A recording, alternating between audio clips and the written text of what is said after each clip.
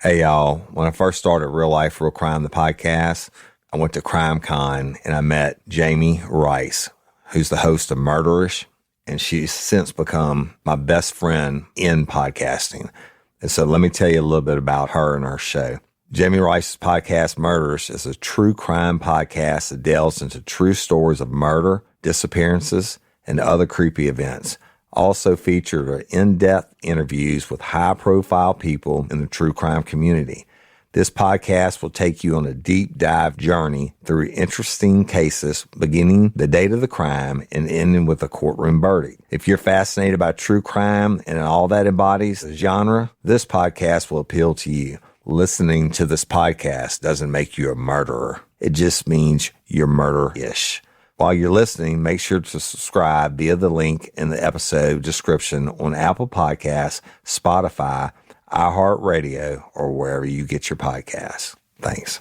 On the morning of May 26, 1990, Marlene Warren was finishing breakfast with her son and his friends when she heard a knock on their front door. The 40-year-old mother of two wasn't expecting anyone, but answered the door anyway. She was greeted by someone wearing a clown costume and white face paint, clutching a flower arrangement and foil balloons. Marlene was delighted. How pretty, she responded at the cheerful sight.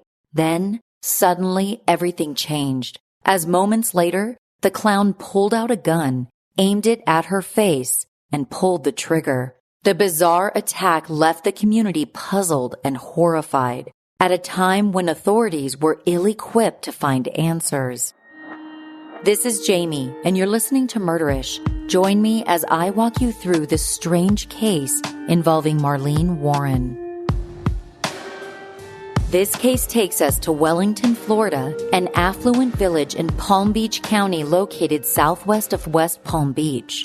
Today, Wellington is a mix of working-class citizens and the rich elite, with real estate consistently ranking among the most expensive in the state.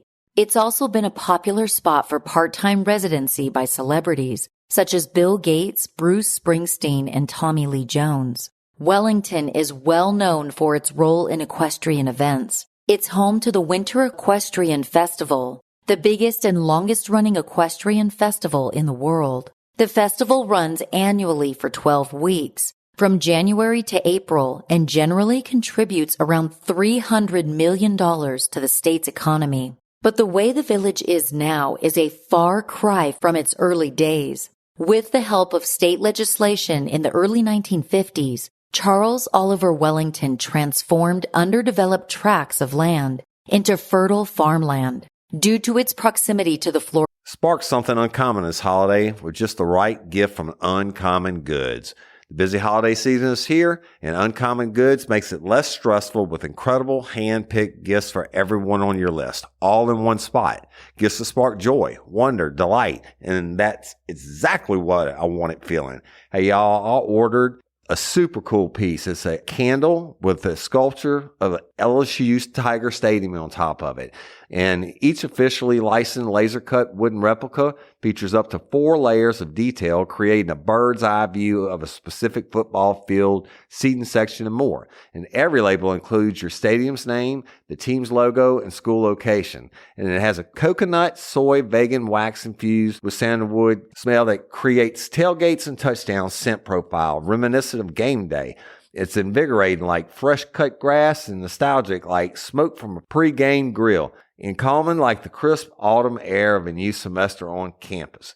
Y'all, I love it. I have it at the base of my TV, and I'm ready to watch the Tigers play on Saturday night, right? Uncommon Goods. Look, when you shop at Uncommon Goods, you're supporting artists and small independent businesses. And many of their handcrafted products are made in small batches. So shop now before they sell out this holiday season. Uncommon Goods looks for products that are high quality, unique, and often handmade or made in the U.S. They have the most meaningful, out of the ordinary gifts anywhere. They even have gifts you can personalize.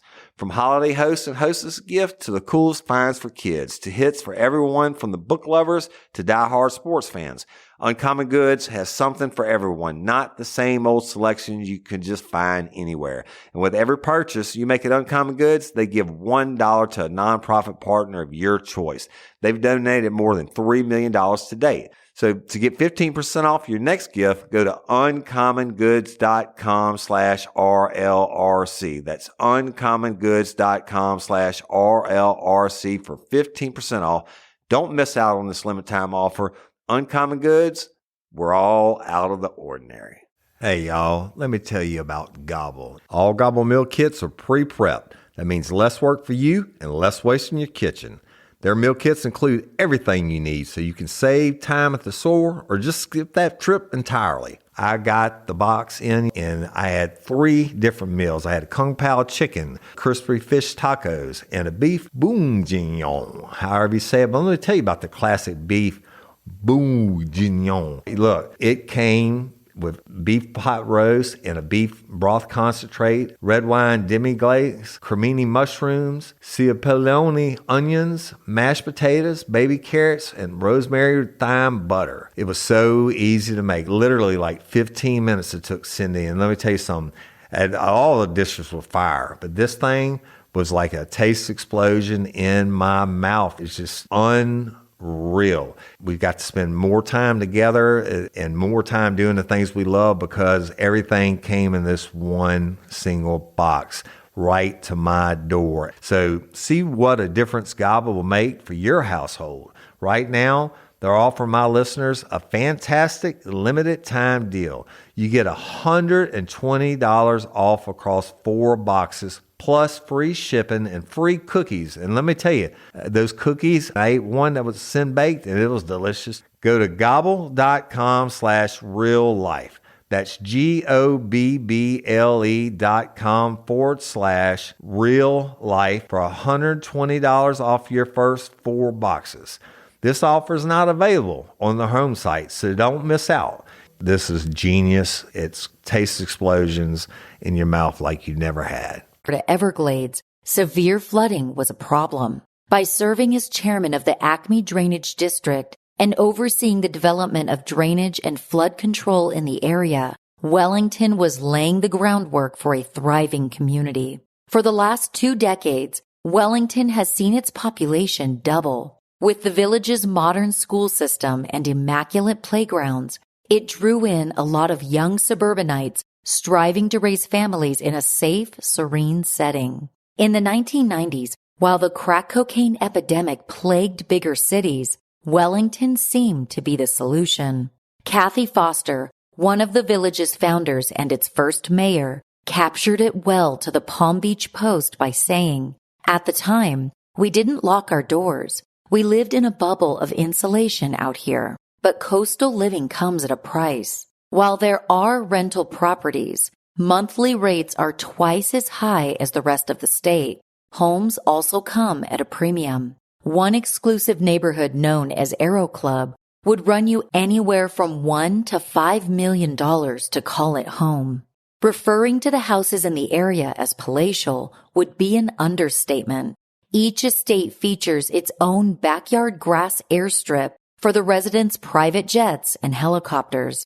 It was in this posh neighborhood where Marlene Warren met her tragic and sudden end.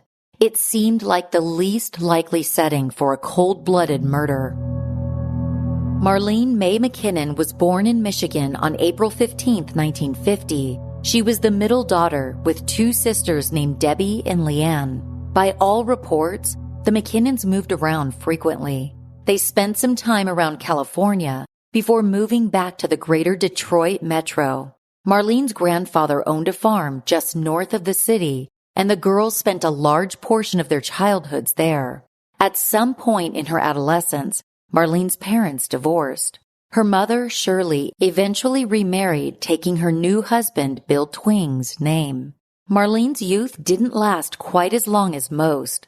At just 15 years old, she married John Ahrens and became pregnant with their first child, John Jr. A short time later, she had their second son, Joseph. It was a joyful time that sadly wasn't meant to last. When both sons were toddlers, John was on a business trip in Texas when he tragically died in a car accident. He was only 22 years old at the time. Marlene was left alone to care for her young children when she was barely an adult herself. Just a few years later, Marlene's life seemed to turn around. At age 19, she met 22-year-old Michael Warren. They quickly fell in love and married in 1972.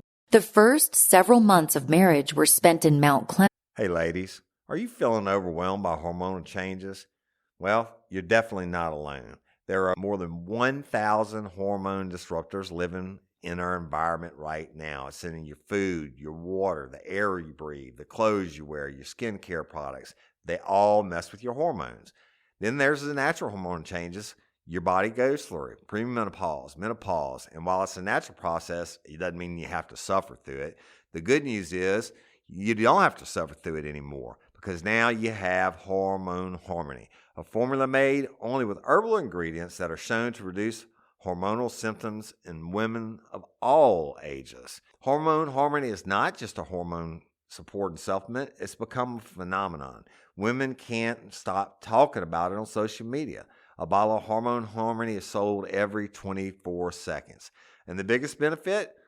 Well, my wife says it makes her feel like her own self again. And that's what women mention over and over in the reviews. And there are over 30,000 reviews for Hormone Harmony. And for a limited time, you can get 15% off your entire first order at happymammoth.com. Just use code RLRC at checkout. That's happymammoth.com and use code RLRC for 15% off today. That's happymammoth.com and use code RLRC. Michigan, a suburb of Detroit that was Michael's hometown.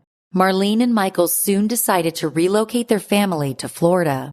Palm Beach County had less than half the amount of crime than the Detroit suburbs, and a better education system for Marlene's boys. After settling into their new location, the Warrens began flipping houses. They would buy a house, live there for long enough to make a profit when selling it, and then they'd move on to the next. With growing capital, they purchased land and built several rental properties.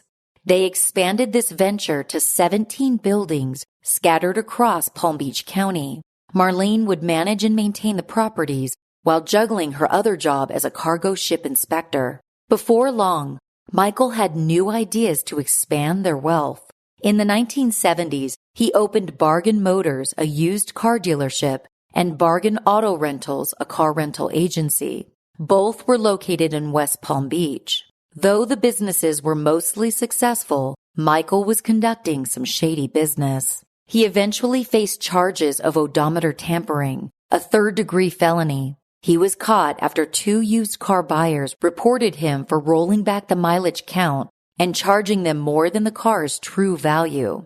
After pleading guilty, Michael was sentenced to 18 months probation. Despite this legal hurdle, all of the Warrens' business ventures brought them great fortune. Soon, they were able to build their dream home in Wellington's exclusive community, Aero Club. In the late 1980s, they purchased an acre of land and built a 6,500 square foot home. It was one of the first ever constructed at Aero Club. Compared to mansions there today, the home was modest. But back then, with its long circular driveway and personal airstrip, it was quite a status symbol. In 1990, Michael decided to expand Bargain Motors by moving to a bigger lot. Among his employees were repo men, people who went after customers who didn't pay and repossessed their cars. One of these repo men was Richard Keene, otherwise known as Spud. On one notable occasion while passing through Michael's lot, Richard brought along his wife, Sheila. Sheila Keene was stunningly beautiful, with wide brown eyes that reflected a natural curiosity and long dark hair. She wasn't like other women Michael had met. She was outspoken, defiant, and fearless. Hey you guys, it's Jami. Thanks so much for checking out Murderish. If you like what you just heard, follow or subscribe to Murderish wherever you're listening now. There are a bunch of episodes available for you to binge right now. And remember, listening to this podcast doesn't make you a murderer. It just means you're murder-ish.